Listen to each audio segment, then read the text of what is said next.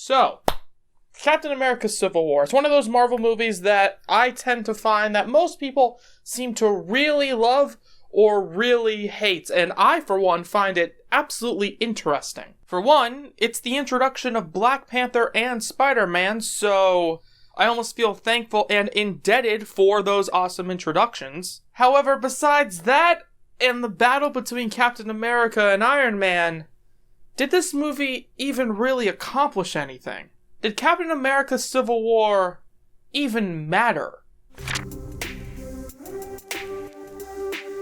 Hey guys, my name is DJ, and when looking at the Civil War comic book that inspired Captain America Civil War, it's easy to see why there would be a lot of hype around seeing that idea played out on the big screens. If only a small handful of the things in the Civil War comic took place in the movie, then the entire MCU would be in a very different place right now. If something like Captain America dying, Tony Stark being named the director of S.H.I.E.L.D., or if Captain Marvel made an appearance, then it's fair to say that the entire landscape of the MCU would have been incredibly altered. Not only that, but when looking at the Civil War comic, it's easy to see why those panels being introduced onto our big screens would be a hell of an encounter to watch. Hundreds of heroes all battling each other over an earth-changing ideal that could result in either these supers becoming members of the government or in total disaster. But when looking at the movie, it's hard to say that it had any sort of significant impact on the Marvel Universe as a whole. I mean, what exactly happened? Well, War Machine lost the ability to walk. Captain America and Tony Stark punched each other in the dick a few times. That's all I got. Okay, sarcasm aside, I understand that the fans of this movie will hold on to one major thing. This movie gave us Black Panther and Spider-Man! And you see, despite the annoying voice that I just gave you guys, I understand why those people would love this movie then. I mean, Spider-Man is one of my personal favorite superheroes of all time. And Tom Holland especially has made me fall in love with the character all over again after the whole amazing debacle a few years prior. And Black Panther is undeniably a revolutionary movie for its audience. But let me pose this question. Why exactly did we get these introductions in the first place? I mean, if the Civil War movie had to be made, then why wouldn't they just use the original heroes? Well, I'll tell you why. Let me get a chance to reiterate what I said earlier. In the Civil War comic, there was all this friction on an epic scale. Literally, hundreds of heroes would battle with all these major deaths and outcomes until its earth-shattering conclusion. But in the movie, it's kind of just meh.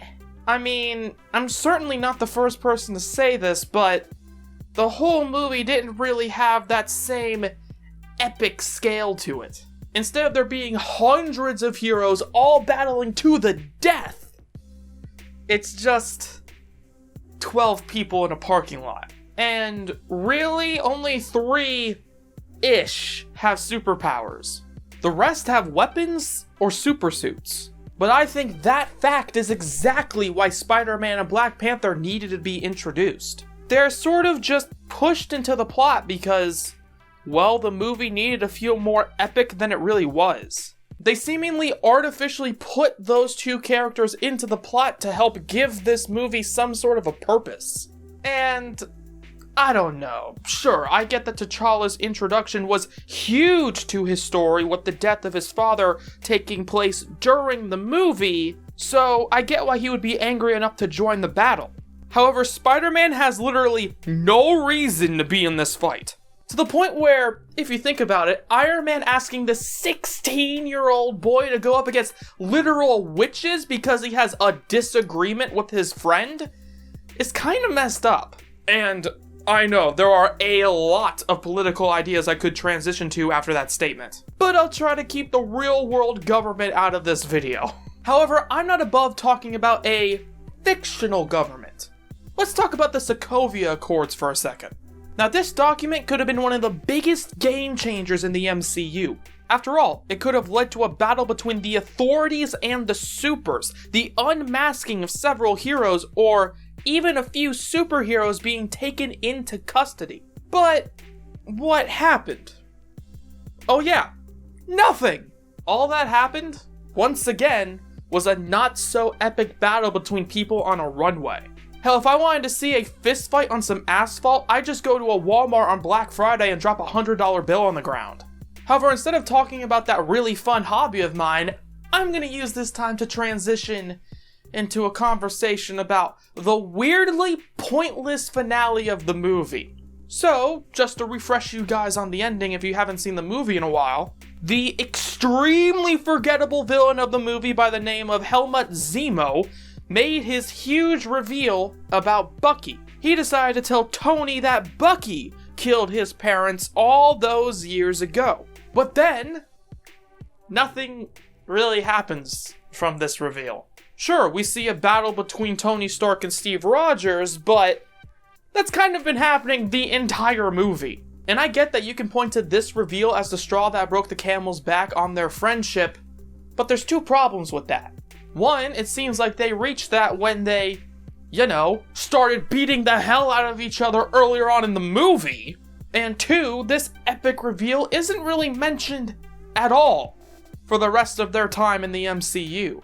Maybe this is just an example of how Bucky has been a real afterthought throughout his time in the MCU, but Bucky killing Tony's parents feels like it should be this huge reveal, and it kinda isn't. Like I said, Stark never really mentions it again. So, at the end of the day, when it comes to the Captain America Civil War movie, does it even need to exist? My answer to that is no. Or, at least not yet. Don't get me wrong, I think the idea of a Marvel Civil War movie could be interesting, but they definitely jumped the gun on this idea. The lack of epic characters to watch fight in this absolute battle really got in the way of this movie. Not only that, but they introduced two major characters for, well, no reason. And they immediately threw away all the interesting plot details that could have impacted the MCU as a whole in a major way. And the whole selling point of this movie ended up feeling like a dollar store version of every fanboy's imagination. Sure, who wouldn't want to see Spider-Man and Black Panther in the MCU? Who wouldn't want to see Captain America fighting Iron Man on the big screen? But when it comes down to the actual execution of this really small battle, it left a lot to be desired. Perhaps one day the MCU can retry this concept with actual superhero armies, as opposed to just having 12 people fighting in a parking lot. Well, that's the end of this video here on Captain America Civil War. What do you guys think? Am I too much of a nitpicker, or do you think that this movie was absolutely unnecessary outside of its Black Panther and Spider-Man introductions? I'd love to know down in the comments, but until next time, have a good day. Bye-bye.